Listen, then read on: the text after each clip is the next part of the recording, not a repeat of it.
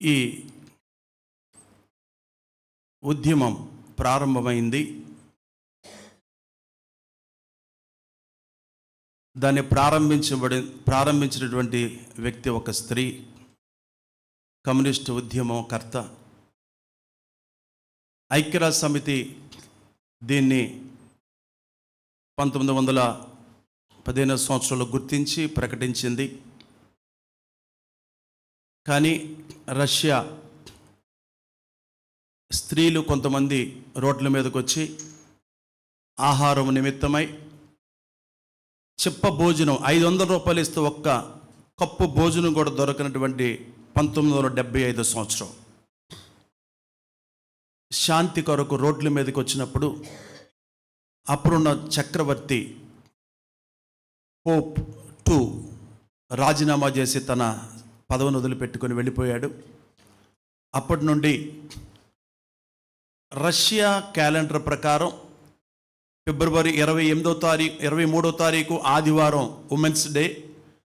అయితే ప్రపంచంలో ఎక్కువగా వాడబడుతున్నటువంటి గ్రిగోరియన్ క్యాలెండర్ ప్రకారము అది మార్చి 8వ తారీఖున దాన్ని నిర్ణయించడం జరిగింది.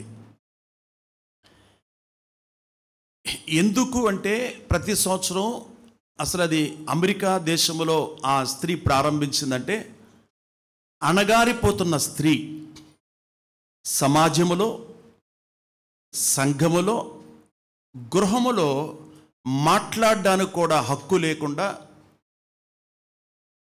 సంఘాలలో ప్రార్థన చేయనివ్వరు, బైబిల్ చదవనివ్వరు, బయట స్త్రీకి హక్కులు లేవు, సామాజికంగా ఎదగట్లేదు, ఆర్థికంగా ఎదగట్లేదు, రాజకీయ పరంగా వారు ఎదగట్లేదు. కాబట్టి ప్రతి సంవత్సరం ఎంత మటుకు వీళ్ళు సాధించగలిగారు, ఎంత మటుకు వీళ్ళు దీనిలో అభివృద్ధి చెందారు అని సర్వే చేస్తూ అటు పార్లమెంట్లో ఎంపీ సీట్లు సంపాదించారు, ఇటు అసెంబ్లీలో ఎమ్మెల్యే సీట్లు సంపాదించారు, ఇటు కార్పొరేషన్లో కార్పొరేటర్గా వాళ్ళు సీట్లు సంపాదించారు, పంచాయతీలో వాళ్ళు ప్రెసిడెంట్గా, సర్పంచ్గా, నెంబర్గా, వార్డ్ నెంబర్గా వాళ్ళు అధిగమించి వాళ్ళు కొనసాగుతూ ఉన్నారు.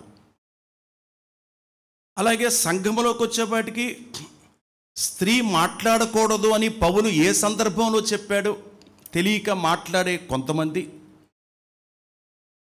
ఆ కొరింథీ సంఘం లేక ఆ పౌలు గారు తిమోతితో మాట్లాడుతున్న విధానం, యూదుల యొక్క ఆచారం, వాళ్ళ పద్ధతులు, వస్త్రధారణ, జడలు అల్లుకునే విషయంలో వాళ్ళ వ్యవహారం, అలాగే సునగోగ మందిరములో స్త్రీలు కూర్చునే స్థలాలు వేరు, పురుషులు కూర్చునే స్థలాలు వేరు, పురుషుడికి వారి ముఖం కూడా చూపించకుండా వాళ్ళు మరుగున పడుతున్నటువంటి పరిస్థితుల్లో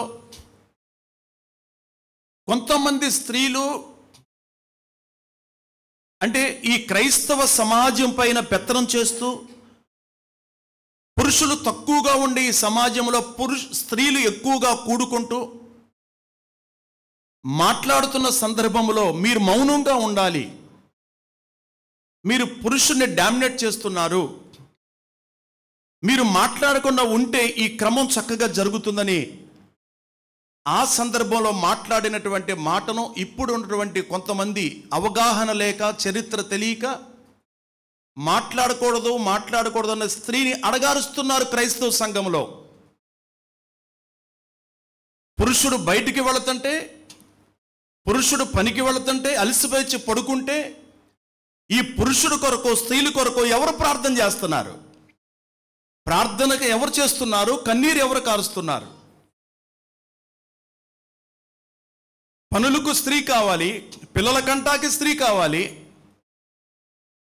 లేక ఏడవడానికి స్త్రీ కావాలి, కన్నీరు కార్చడానికి స్త్రీ కావాలి, అప్పు తీసుకురావడానికి స్త్రీ కావాలి. కానీ క్రైస్తవ సంఘంలో బైబిల్ చదవడానికి అపవిత్రురాలా? క్రైస్తవ సంఘంలో ప్రార్థన చేయడానికి స్త్రీ అపవిత్రురాలా? మరి వీళ్ళు అపవిత్రులైతే వీళ్ళు పరిశుద్ధులని మీకెవడు చెప్పాడు? వీరు పరిశుద్ధులుగా వచ్చి ఇక్కడ కూర్చొని ఆరాధన చేస్తున్నారని మీకేమన్నా తెలుసా? వీళ్ళు పరిశుద్ధులుగా వచ్చే ప్రభు బలలో పాల్గొంటున్నారని ఎవడు చూశాడు? తెలుసా? మనకు తెలుసా? దేవుడు తప్ప మనకు తెలుసా? తెలియదు. అందుకే ప్రభు బల సమయంలో కూడా ఎవరికి వాళ్ళు మీరు ఉపేక్షించుకోండి, ఎవరికి వాళ్ళు వ్యక్తిగతంగా సరిచేసుకోండి. ఈ సంఘక్రమం ప్రకారం ప్రార్థన చేసి రొట్టె విరిచి ఎవరైతే సిద్ధపడి ఉన్నారో ఒకసారి మీరు లేచి నిలబడండి అన్నప్పుడు అదే గుర్తుగా మేము తీసుకొని మీ దగ్గరకు తీసుకురావడం జరుగుతుంది. సోమవారం మొదలుకొని శనివారం వరకు మీరు ఏం చేశారో మాకేం తెలుసు, దేవుడికి తెలుసు, మీకు తెలుసు. కానీ మీ మనస్సాక్షి ప్రకారము ప్రార్థన చేసుకొని మీరు నిలబడండి అని అనౌన్స్మెంట్ మీకు అందించడం మా బాధ్యత. స్త్రీ బైబిల్ చదవకూడదు సంఘములో అంటే, స్త్రీ బోధించకూడదు అంటే, పురుషుడేడి బోధించే పురుషుడు? కన్నీరు కార్చే పురుషుడేడి?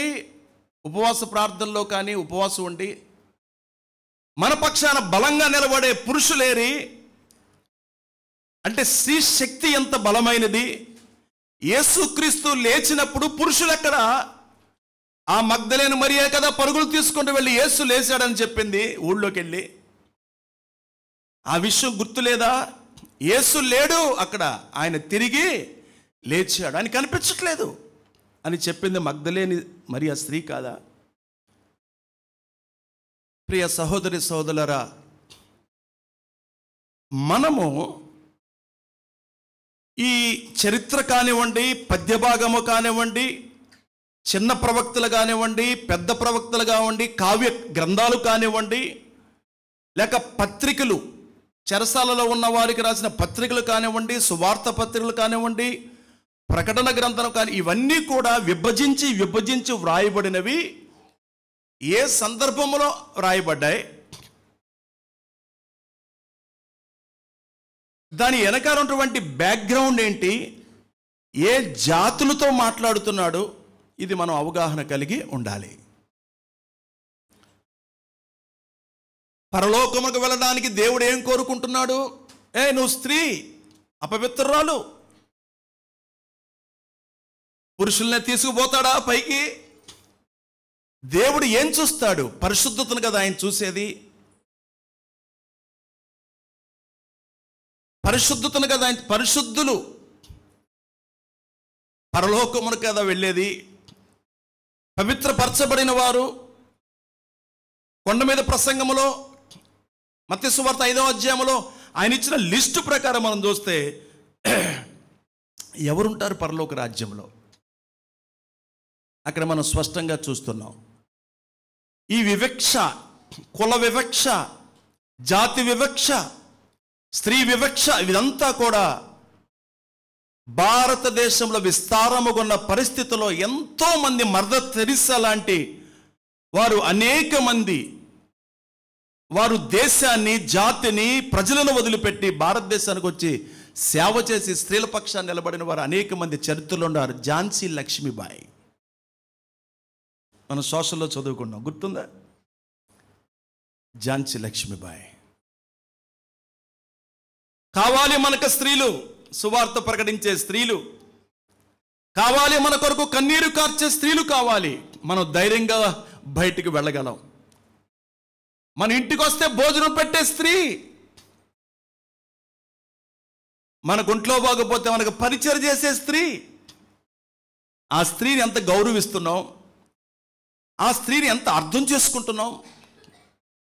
రాత్రి మాత్రం మీరు ఏమని అనుకోండి, ఆఫ్ హెడ్ ప్రేయర్కి రెడీ అయ్యి ఏ పొజిషన్లో ఉండి ఫ్యాన్ షర్ట్ వేసుకొని కిందకి దిగి నేను వచ్చే పరిస్థితిలో లేను, డ్రైవింగ్ కూడా చేయలేనని ఆగిపోయినప్పుడు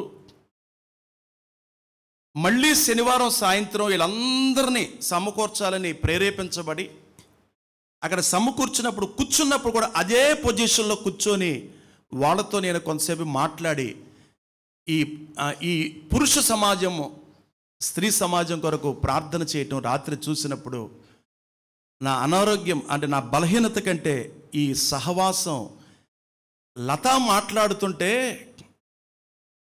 స్నేహ మాట్లాడుతుంటే, జ్యోతి మాట్లాడుతుంటే, వీళ్ళందరూ మాట్లాడుతుంటే నిజంగా ఒక స్త్రీగా వాళ్ళు ఎలాంటి మనసుతో వాళ్ళు ఉన్నారు, వాళ్ళ బాధ ఏంటి, వాళ్ళ కన్నీరేంటి, వాళ్ళ వేదన ఏంటి. వాళ్ళు మనుషులే కదా, వాళ్ళకి ఆత్మ ఉంది కదా, వాళ్ళకి చీవి రక్తం ఉంది కదా. వాళ్ళు ఎంత వేదన పడుతున్నారు, వాళ్ళ ఆలోచనలు ఎలా ఉండే. నిజంగా ఏమనుకో, రాత్రి మీరు మిస్ అయ్యారు అని నేను బాధపడుతున్నాను.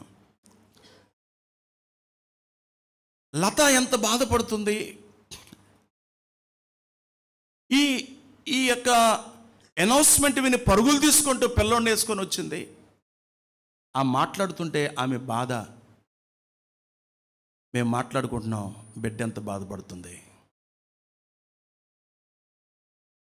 నేను మనుషులు కాదా, నేను ప్రార్థన చేయకూడదా, నేను వాక్యం చదవకూడదా, ఎందుకు నన్ను వింతగా చూస్తున్నారు, మేము మీలాంటి వాళ్ళం కాదా అని బాధపడుతున్న అనేక మంది స్త్రీలు, డిఫరెంట్ డినామినేషన్స్. రాత్రి చక్కగా జరిగింది. నేను ఎందుకంటే నా హృదయంలో ఉన్నది ఏది కూడా స్టాక్ ఉంచుకోలేను.